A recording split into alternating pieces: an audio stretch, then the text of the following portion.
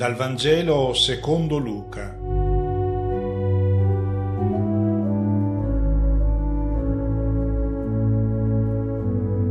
Una buona domenica a tutti. Il brano evangelico di oggi ci propone la più bella delle parabole dei Vangeli, quella che era chiamata la parabola del figlio al prodigo, che viene impiegata spesso nelle celebrazioni comunitarie del sacramento della riconciliazione, e chi le presiede in genere introduce la parabola rivolgendosi ai presenti dicendo: vedete, tante volte noi cerchiamo la gioia scegliendo strade che non sono quelle indicate dal Signore, e dove andiamo a finire? Che non siamo contenti, non siamo felici, perché nel peccato non si trova mai la gioia.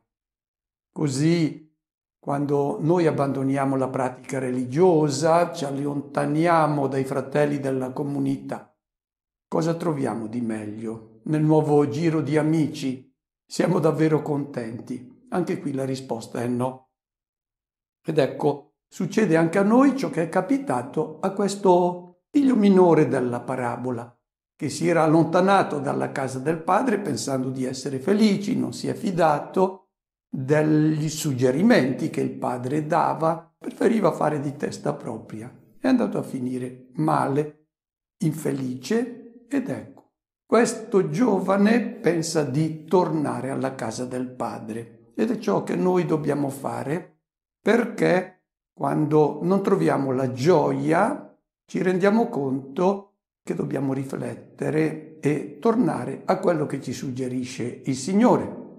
Bene, la parabola vuole certamente insegnare anche questo, ma se fosse l'obiettivo principale di Gesù convertire i peccatori, perché mai ha aggiunto la seconda parte dove compare il fratello maggiore, che ci dà anche parecchio fastidio, perché rovina il clima di festa che si era creato.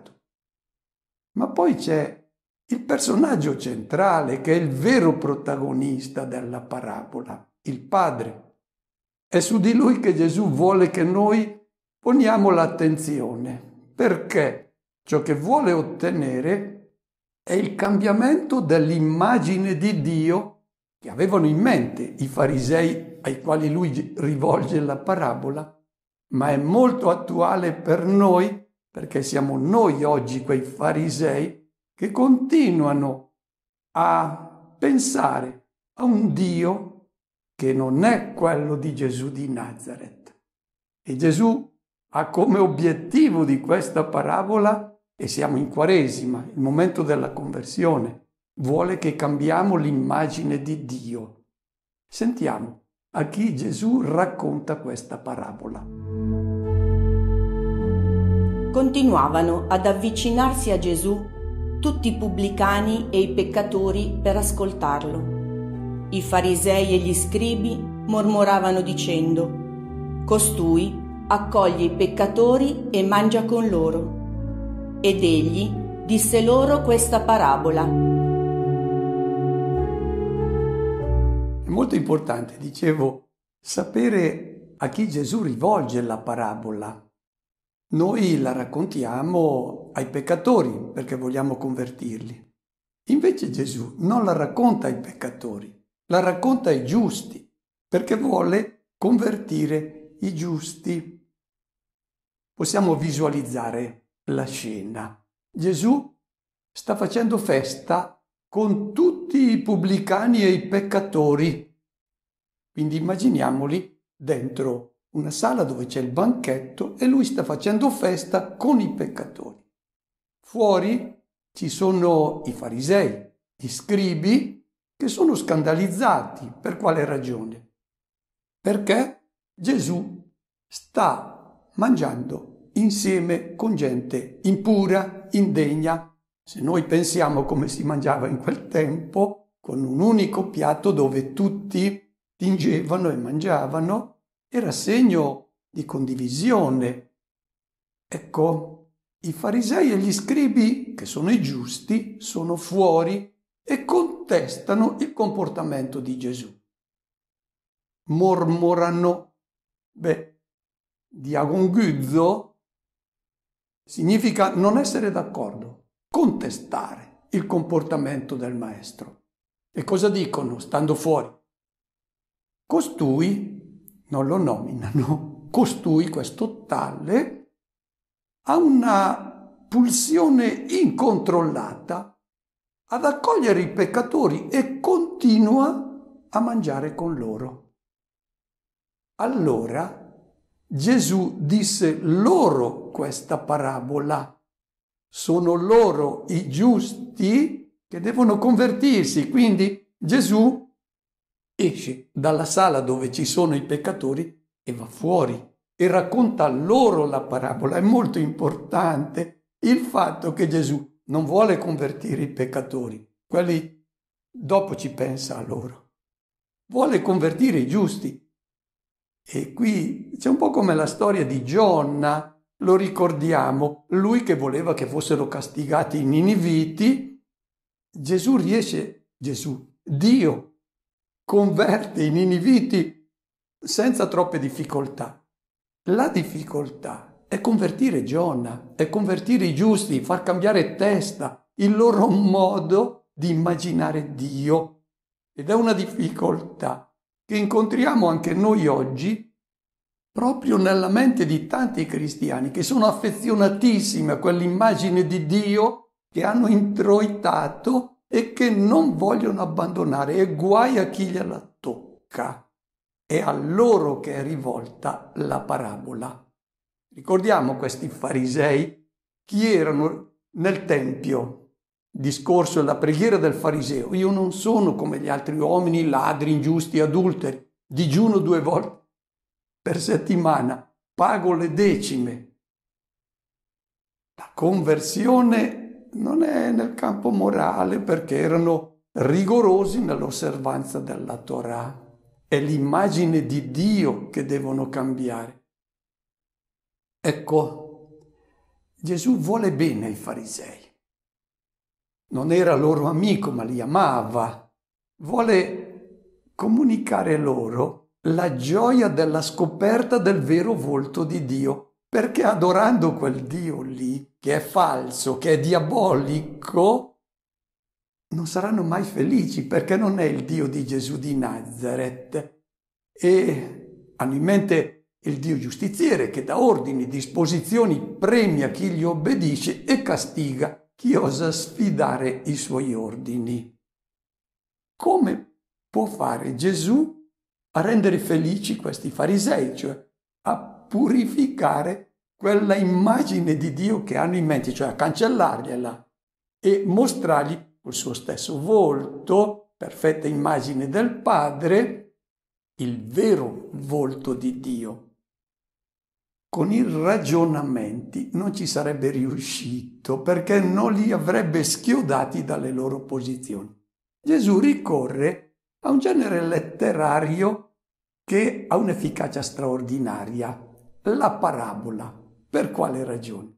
Perché con la parabola, senza accorgerti, ti porta a schierarti dalla parte di uno dei personaggi e quando meno te l'aspetti, tu sei indotto a pronunciare il tuo giudizio. Nel caso di questa parabola, il personaggio per il quale Gesù vuole che si schierino i suoi ascoltatori è il figlio maggiore. Noi lo sentiremo. Ragiona esattamente come i farisei e ragiona esattamente come tanti cristiani ancora oggi che dicono al Padre: lo sentiremo, io con te non sono d'accordo, perché non sei giusto. Ed è vero, Dio non è giusto come noi immaginiamo, come i farisei immaginavano.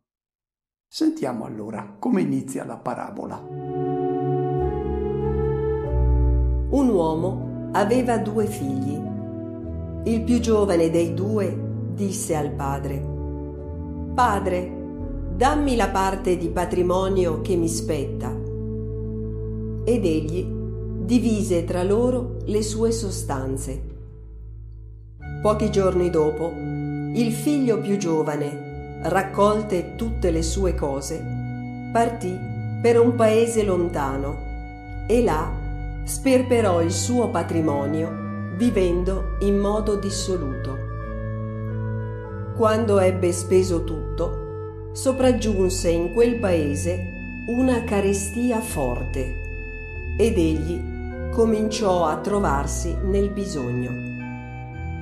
Allora andò a mettersi al servizio di uno degli abitanti di quella regione, che lo mandò nei suoi campi a pascolare i porci. Avrebbe voluto saziarsi con le carrube di cui si nutrivano i porci, ma nessuno gli dava nulla. Allora ritornò in sé e disse: quanti salariati di mio padre hanno pane in abbondanza e io qui muoio di fame. Mi alzerò, andrò da mio padre e gli dirò: Padre, ho peccato verso il cielo e davanti a te. Non sono più degno di essere chiamato tuo figlio. Trattami come uno dei tuoi salariati. Si alzò e tornò da suo padre. Il figlio minore chiede la sua parte di eredità. Qual era la sua parte? Era 1/3, perché 2/3 del patrimonio paterno spettavano al figlio maggiore.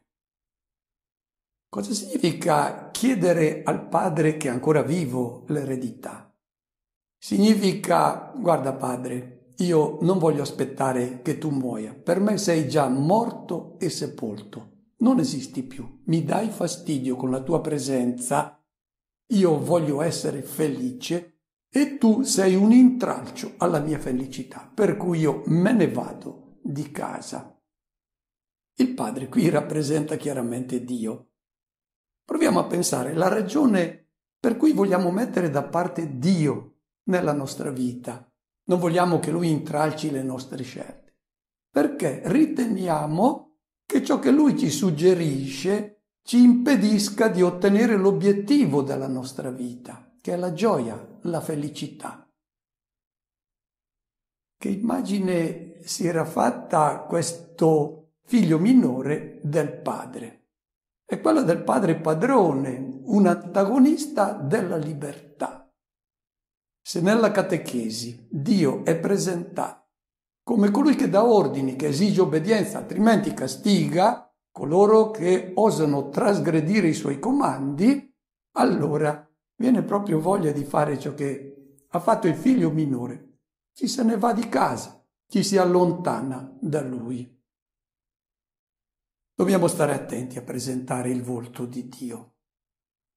Noi abbiamo insistito tanto sull'osservanza dei comandamenti. Chiaro, va bene, ma sull'obbedienza, Dio che esige obbedienza. Eppure quando noi entriamo dai Vangeli non troviamo nemmeno il termine obbedienza, hypakoe in greco, non c'è. Gesù mai dice che bisogna obbedire a Dio, no. Dice: siete figli del Padre del cielo, gli dovete assomigliare. Da qui l'importanza di capire bene che volto ha il Padre del cielo. E quello che hanno in mente i farisei e tanti cristiani ancora oggi non è quello vero, è quello che ha in mente il figlio minore, un Dio che fa venir voglia di scappare di casa. E difatti dopo non molti giorni il figlio più giovane, raccolto tutto, emigrò in un paese lontano. Sperperò tutto e visse da dissoluto. Chiaramente non è stata una decisione improvvisa, era già da parecchio che il suo cuore si era allontanato dal padre perché il padre gli dava fastidio. Lo vedeva sempre più come un tiranno che impone la sua volontà e non permette di fare ciò che si vuole. Gli anni della giovinezza sono pochi, passano come un soffio e si corre il pericolo di perdere le migliori occasioni, tempo più prezioso quindi per godersi la vita. E questo è vero. ma è forse ingiusto pensare che le colpe siano solo della follia di questo figlio minore. Tra poco noi conosceremo suo fratello e intuiremo subito che tipo è, come la pensa, come ragiona. È un tipo orgoglioso della sua perfetta osservanza degli ordini del padre, altezzoso, che è moralmente integro ed è intollerante con chi non condivide il suo impegno e il suo modo di gestire la vita in casa, quindi un ritmo frenetico nel lavoro. E allora ci renderemo conto che vivere accanto a un tipo che si ritiene perfetto e che giudica, che rimprovera, e non è tanto facile viverci insieme, non è piacevole. Oggi nelle nostre comunità cristiane tentiamo a cercare capri espiatori per gli abbandoni della Chiesa. Accusiamo la mentalità edonistica della nostra società, il degrado morale. Ma se le chiese si svuotano, sarà solo colpa dei figli minori che si allontanano per i loro capricci, o non avranno qualche colpa, qualche responsabilità anche i fratelli maggiori? Bene, il figlio minore si è allontanato. Il destino finisce sempre così, va a finir male. Perché la vita bella non dura sempre. Anche quando ci sono i soldi, a un certo punto della vita, gli idoli che ti hanno illuso non ti soddisfano più. E poi se non ci sono i soldi, allora finisce anche prima la vita bella e viene la carestia, l'insoddisfazione. Noi siamo fatti per la gioia e il piacere che non porta alla gioia non viene da Dio e noi siamo fatti per la gioia per la quale Dio vuole che noi viviamo. E allora cosa ha fatto nel momento di disperazione?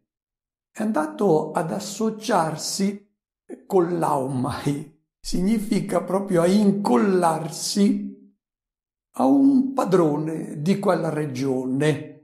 Lo ha mandato nei campi a pascere i porci. Che cosa è accaduto a questo giovane? Che non voleva condividere la vita nella casa del padre, i progetti del padre, perché voleva essere indipendente, autosufficiente e autonomo. Dove è andato a finire fuori dalla casa del padre? È rimasto libero come lui voleva? No, è diventato schiavo, questa volta però non di un padre, ma di un tiranno. È costretto a lavorare per un estraneo, a impegnarsi in un lavoro immondo e da quanto di più lontano dalla vita lui potesse immaginare.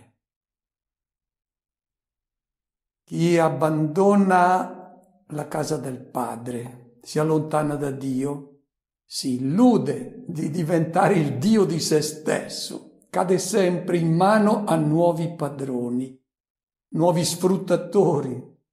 Sono loro poi che gestiscono la sua vita.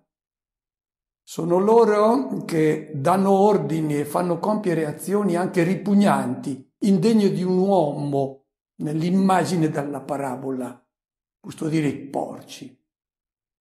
Obbligano a compiere azioni di cui si finisce per provare vergogna se è rimasto ancora un minimo di dignità. Proviamo a pensare cosa comporta l'asservimento al denaro.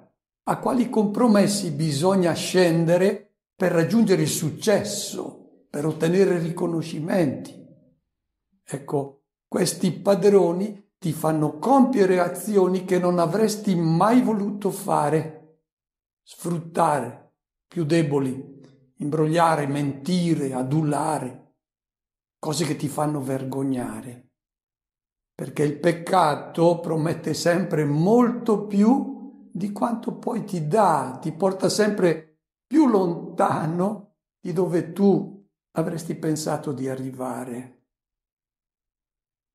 E a questo punto la fame, bisogno di gioia, di pienezza di vita, lo porta a tentare di rubare le carrube ai porci, una pennellata molto efficace per descrivere il livello di miseria in cui cade chi si allontana da Dio. E notiamo come in questa situazione di infelicità non c'è nessuno che è disposto a dargli una mano. Chi si allontana da Dio ed entra in una società ripiegata sugli idoli, piacere, il denaro, il successo, la carriera, non c'è nessuno che ti dà una mano, se non per interesse.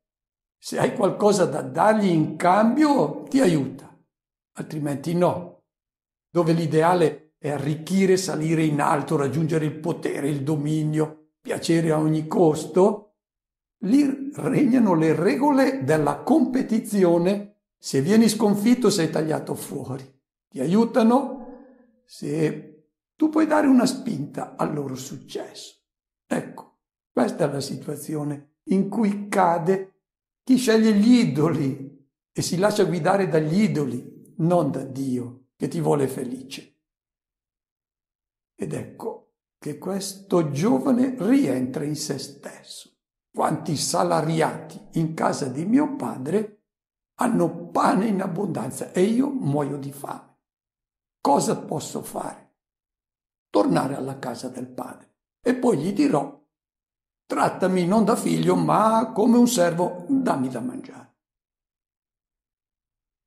E detto fatto, parte. Qui viene la domanda: era pentito questo ragazzo quando decide di tornare? Nelle sue parole, se le esaminiamo bene, non c'è alcuna presa di coscienza del male che ha fatto. Parla solo della fame, della miseria, della disperazione in cui si trova e cerca una soluzione per venirsene fuori, ma non ha assolutamente cambiato idea sull'immagine che si era fatta del padre, che è un padrone del quale io accetto anche di diventare servo, che è sempre meglio che vivere in questa situazione disperata. Non ha ancora capito l'amore del padre. Difatti non c'è alcun cenno nelle sue parole del dolore recato al padre. Sarebbe diverso se lui avesse detto: ho capito che aveva ragione mio padre, che lui mi amava, mi voleva felice, io ho fatto di testa mia. Che faccio? Vado da mio padre, chiedo scusa di ciò che ho combinato, del dolore che gli ho recato, poi non mi fermo nemmeno per prendere il tè con lui, me ne vado a morire sotto i ponti perché sono indegno di un padre che mi ha amato tanto. Sarebbe diversa la parabola. Ma lui non è affatto pentito. Lui semplicemente ha fame e accetta di tornare a casa perché la condizione di prima è migliore essere servi piuttosto che essere soggetti a questo padrone che mi manda in mezzo ai porci. Ecco, l'immagine che ha in mente del padre è quella di tanti, dei farisei certamente, ma di tanti cristiani di oggi. Il Dio padrone che dà ordini e vigila su chi li trasgredisce. È un'immagine da cancellare perché è falsa, è diabolica, deturpa il volto del Padre del Cielo che noi adesso vedremo comparire nel personaggio centrale della parabola, che è il padre, ed è la causa degli abbandoni della fede e delle comunità cristiane. Anche il figlio maggiore, lo vedremo, ha in mente la stessa immagine del padre e quindi di Dio. È quella che abbiamo assimilato anche noi nella catechesi, perché corrisponde alla nostra giustizia. E adesso vediamo il personaggio principale che entra in scena, il Padre, il Dio di Gesù di Nazaret, è il centro della parabola. Quando era ancora lontano, suo padre lo vide, ebbe compassione, gli corse incontro, gli si gettò al collo e lo baciò. Il figlio gli disse: Padre, ho peccato verso il cielo e davanti a te. non sono più degno di essere chiamato tuo figlio. Ma il padre disse ai servi: presto, portate qui il vestito più bello e fateglielo indossare. Mettetegli l'anello al dito e i sandali ai piedi. Prendete il vitello grasso, ammazzatelo, mangiamo e facciamo festa, perché questo mio figlio era morto ed è tornato in vita, era perduto ed è stato ritrovato. E cominciarono a far festa. Ci sono 5 verbi in questa parabola che presentano il volto di questo padre, quel volto che nessuno dei 2 figli aveva mai capito, mai visto. Il primo: mentre il figlio era ancora lontano, lo vide.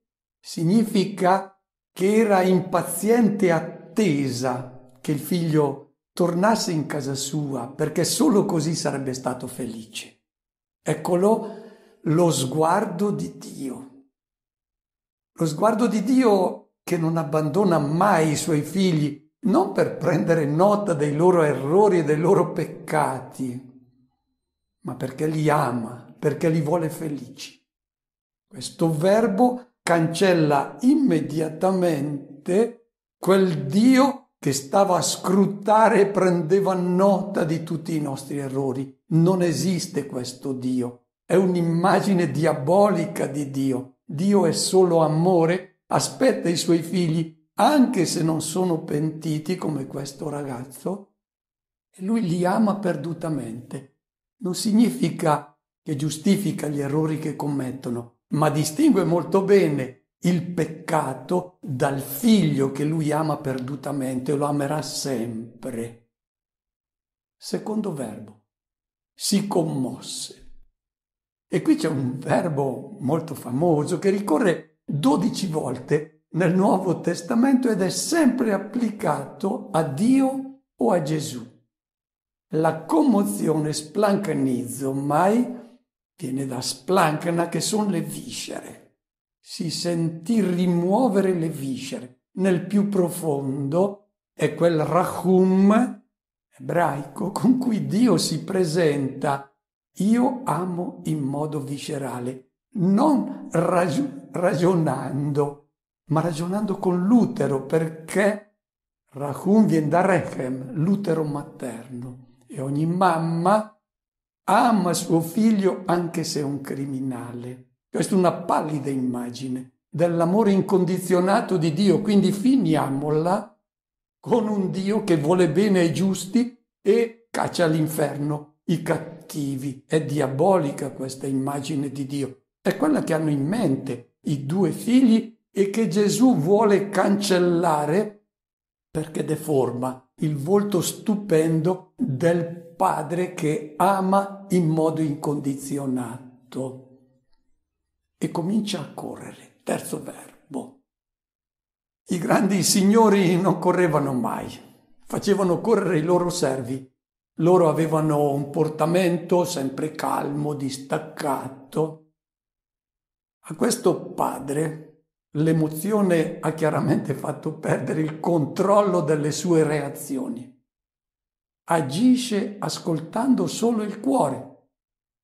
E ci insistiamo, non gli interessa niente se il figlio sia pentito o no. Lui ama il figlio, condanna il male che è stato fatto a suo figlio dal peccato, ma il figlio è amabile sempre. Chi ama non si interessa di quello che possono dire gli altri, perché vedere un vecchio che corre, che magari si inciampa in quelle vesti lunghe che portavano i ricchi, non gli interessa quello che pensano gli altri. E non interessa niente a Dio quello che noi pensiamo del suo comportamento, del suo amore incondizionato per i suoi figli, anche se sono malvagi. Quarto verbo. Lo abbracciò. No. Il testo greco dice epepesen epiton trachelon autu, che significa gli è caduto sul collo. È un'immagine diversa dall'abbraccio. Correndo, a un certo punto quasi inciampa dalla fretta che ha di abbracciare il figlio e gli cade sul collo. E lo baciò. No, catafillein significa non smetteva più di baciarlo. Il figlio cerca di ripetere adesso quel ritornello che si era preparato per farsi accogliere dal padre, che lui non riconosce come padre così come è realmente, ma sempre come un padrone. E gli dice: ho peccato contro il cielo, contro di te, non sono più degno di essere chiamato tuo figlio. E il padre lo interrompe perché gli dà fastidio essere immaginato come il padrone che dà ordini e che al posto dei figli c'ha dei servi. È la tragedia di Dio questa, che tutti nella sua casa lo immaginino come il padrone e che dà lo stipendio alla fine della vita a chi se lo è meritato e castighi a coloro che hanno trasgredito i suoi ordini. Non sopporta più il padre che si abbia questa immagine di lui. È per questo che il padre interrompe il ritornello che il figlio aveva imparato lungo la strada e se lo era ripetuto. E tutte le persone pie e devote, anche oggi, si ritengono dei salariati, sono persone ligie al dovere, ma sono servi e Dio non vuole che noi siamo suoi servi. Ma questo accade in tutte le religioni, non solo nella religione cristiana, perché ci viene spontaneo immaginare Dio così, ma non è il Dio cristiano, il Dio di Gesù di Nazaret, ed è questa la novità, questo è il Vangelo che noi dobbiamo annunciare, il Dio che è amore incondizionato, e quando lo si ama per interesse, per avere meriti, questo non è amore, e obbedirgli per paura dei castighi non è amore. Il padre non vuole più che lo immaginiamo così. E difatti, invece di rispondere poi al figlio, si rivolge a coloro che devono preparare adesso la festa. Portate fuori la veste prima e vestitela, la veste non dei servi, quella lunga, quella dei figli, che è quella che ci fa assomigliare al Padre del Cielo. Ricordiamo quante volte Paolo dice dobbiamo rivestirci di Cristo, questa veste che ci fa riconoscere come figli del Padre del Cielo perché amiamo incondizionatamente come Lui. È la veste del battesimo. Poi l'anello alla mano, mettetegli l'anello, non è l'anello sponsale, è quell'anello che permetteva di sigillare come se fossimo padroni, come il padre. Noi oggi daremo la firma in banca per dire è tutto tuo. E notiamolo, ricordiamolo sempre, al padre non interessa se è pentito oppure no. Adesso è in casa ed è mio figlio che io amo, condanno gli errori che ha commesso. Ma mio figlio è amabile. E poi calzari ai piedi. I servi andavano scalzi. Mettegli i calzari è per dirgli tu non sei servo, sei mio figlio. La sua coscienza diceva che era già tanto essere accettato come servo. E il padre dice no, tu sei mio figlio. Poi la festa. Si uccide il vitello di grano, dice il testo, e la ragione, questo mio figlio era morto, non era vita quella che lui stava conducendo, adesso è vivo perché è tornato nella mia casa. Entra in scena adesso un altro personaggio che non capisce la festa gratuita esattamente come i farisei, per i quali tutto andava meritato, e come pensano ancora tanti cristiani di oggi. La festa non deve essere gratuita, si entra nella casa del Padre alla fine, ma bisogna prima passare alla cassa per sapere se si merita di entrare oppure no. Anche questa immagine va cancellata. L'amore gratuito e incondizionato di Dio che il figlio maggiore non capisce. Ascoltiamo. Il figlio maggiore si trovava nei campi. Al ritorno, quando fu vicino a casa, udì la musica e le danze. Chiamò uno dei servi e gli domandò che cosa fosse tutto questo. Quello gli rispose: «Tuo fratello è qui e tuo padre ha fatto ammazzare il vitello grasso perché lo ha riavuto sano e salvo». Egli si indignò e non voleva entrare. Suo padre allora uscì a supplicarlo, ma egli rispose a suo padre: «Ecco, io ti servo da tanti anni e non ho mai disobbedito a un tuo comando, e tu non mi hai mai dato un capretto per far festa con i miei amici. Ma ora che è tornato questo tuo figlio, il quale ha divorato le tue sostanze con le prostitute, per lui hai ammazzato il vitello grasso». Gli rispose il padre: «Figlio, tu sei sempre con me e tutto ciò che è mio è tuo, ma bisognava far festa e rallegrarsi, perché questo tuo fratello era morto ed è tornato in vita, era perduto ed è stato ritrovato». In questo figlio maggiore c'è la perfetta immagine del fariseo e anche di tanti cristiani di oggi. Era al lavoro in campagna e quando torna si trova di fronte a una festa, sinfonie, danze. Primo pensiero deve essere stato: ha dato di volta il cervello a mio padre e ha aperto una discoteca. Cosa sta succedendo nella mia casa? Io ero fuori a lavorare e qui si danza. E allora chiama uno dei servi e si informava, non si informò, si informava, quell'altro gli rispondeva ma lui non si capacitava di ciò che stava succedendo. C'è una festa gratuita per chi non ha lavorato. Il Dio che hanno in mente anche i cristiani non è il Dio a cui piacciono le sinfonie e le danze. È il Dio che vuole che si osservino i comandamenti per meritarsi il paradiso.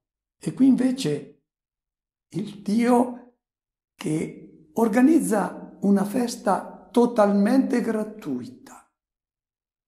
E qui c'è il centro del messaggio cristiano, il volto nuovo di Dio che solo i cristiani annunciano perché l'hanno visto sul volto di Gesù di Nazaret. Il peccato ha ridotto questo figlio in uno stato pietoso. Il peccatore è la prima vittima del peccato e Dio, il Padre, non aggiunge altro male a quello che uno si è fatto.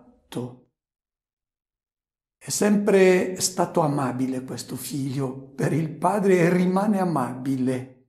E chi ragiona come il fratello maggiore e pensa che l'incontro col padre riserva magari anche delle sorprese spiacevoli. Può essere severo. Prima di sedersi a tavola alla festa bisogna verificare se hai lo scontrino, se è tutto in regola.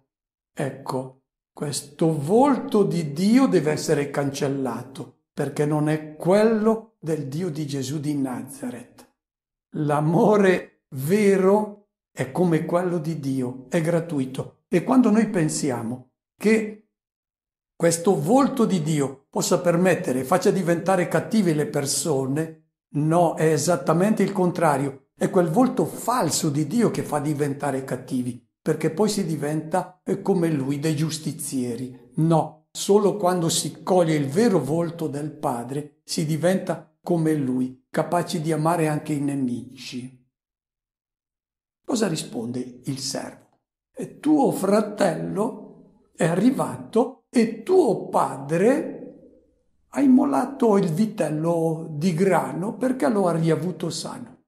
Qual è la reazione del figlio maggiore, che è la nostra, di fronte a chi ti dice che il Dio di Gesù di Nazaret ama tutti i suoi figli in modo incondizionato?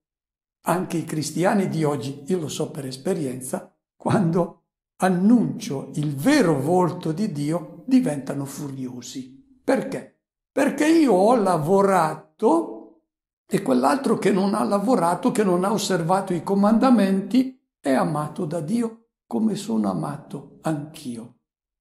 Diventano furiosi e non vuole entrare, non accetta questa festa, non accetta questo volto di Dio. E il padre esce e lo consolava e lui risponde al padre. Esaminiamo bene questa risposta, perché noi vedremo che è il nostro ragionamento. Non accettiamo questa immagine di Dio. Cosa dice? Ecco, da tanti anni io ti faccio da servo. Oh, che brutta questa immagine che lui ha del padre. Difatti non lo chiama padre. Idu, ecco, io ti faccio da servo. Anzitutto voglio notare come nel testo si nomina per 13 volte padre, 7 volte lo impiega il cronista per raccontare la storia. Poi 5 volte lo troviamo sulla bocca del figlio minore e una volta è pronunciato dai servi che si rivolgono al figlio maggiore, tuo padre. Mai troviamo sulla bocca del figlio maggiore il termine padre. Per lui è un padrone, esattamente come il Dio che avevano in mente i farisei e ancora tanti cristiani di oggi, i quali non trasgrediscono nessun comando. Io ti ho sempre servito e tu non mi hai dato mai un capretto per far festa con i miei amici. Tu non mi hai dato. Il padre dice: perché non te lo sei preso? È tutto tuo. È che tu sei incapace di fare festa.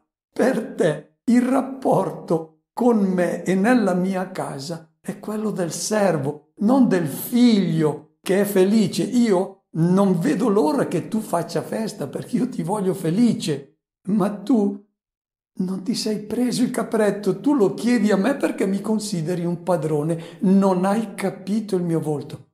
Questo padre è davvero in una situazione drammatica, perché né un figlio né l'altro accetta il suo volto amabile. Il fratello maggiore non considera neanche il proprio fratello come fratello. Dice: è arrivato questo tuo figlio che ha consumato la tua vita, ti ha tolto la vita con le prostitute e per lui hai organizzato una festa gratuita. È il ritratto perfetto del fariseo osservante e scrupoloso, quello che nel tempio si vantava davanti al Signore. Questo fratello maggiore, irreprensibile, non ha capito che il padre in casa non vuole servi, vuole figli. Il padre gli risponde: figlio, tu sei sempre con me e tutto ciò che è mio è tuo. Potevi prenderti il capretto, fare festa, ma bisognava far festa e rallegrarsi perché il fratello tuo, costui, il fratello tuo, era morto ed è tornato in vita. La parabola non è finita.